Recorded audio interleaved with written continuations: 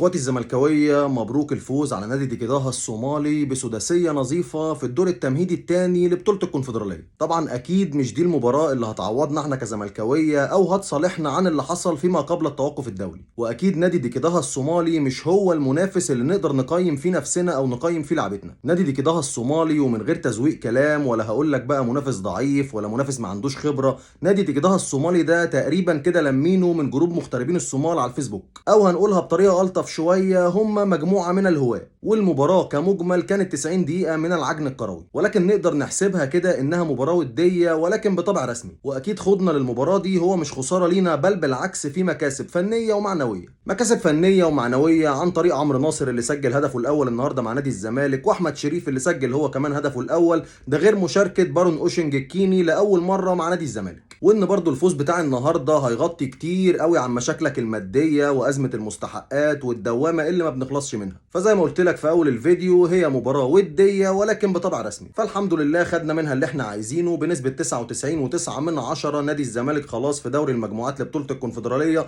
لان اكيد طبعا نادي ديكيداها مش هيكسبك حتى 1-0. فخلاص انت خدت من المباراه اللي انت عايزه وهو المطلوب اثباته، وشاركت لعيبه جديده زي بارون اوشنج، وفي لعيبه زي احمد شريف وعمرو ناصر سجلوا اهداف وخدوا ثقه في نفسهم، بخلاف سيف الدين الجزيري وهدفه اللي جابه النهارده واللي بيرجع له الثقه اللي ما بينه وما بين جمهوره. وطبعا زي ما اتعودنا الفتره الاخيره، احسن حاجه كانت في المباراه والشيء الوحيد الممتع كان في المباراه هو خوان بزيرة اللي النهارده سجل هدفين وعمل 2 اسيست. زي ما بيقولوا كده هو كان فاكهه المباراه الوحيده، ولكن فيما بعد ذلك كل ما في المباراه ممل. ولك ان تتخيل بقى لما تتفرج على مباراه زي دي وكمان بتعليق ايمن الكاشف، حاجه كده نوع من انواع جلد الذات. وسيبك بقى من اللي حصل في الماتش كله، وتعالى لي في الدقيقه 92 وبعد كره احمد حمدي ما ضاعت، شيخ المعلقين الكابتن ايمن الكاشف بعد الكره دي ما ضاعت بيقول لاحمد حمدي دي كانت فرصه عشان ترد على الكلام اللي بيتقال عليك في السوشيال ميديا. ممكن اعرف يا كابتن ايمن ايه هو اللي بيتقال عليه في السوشيال ميديا؟ يعني بما اني راجل زملكاوي وعلى السوشيال ميديا، احمد حمدي هو من ابعد اللعيبه عن السوشيال ميديا، وحتى ان كان بيتقال عليه كلام على السوشيال ميديا فلا مؤاخذه يعني في الكلمه، حضرتك مالك؟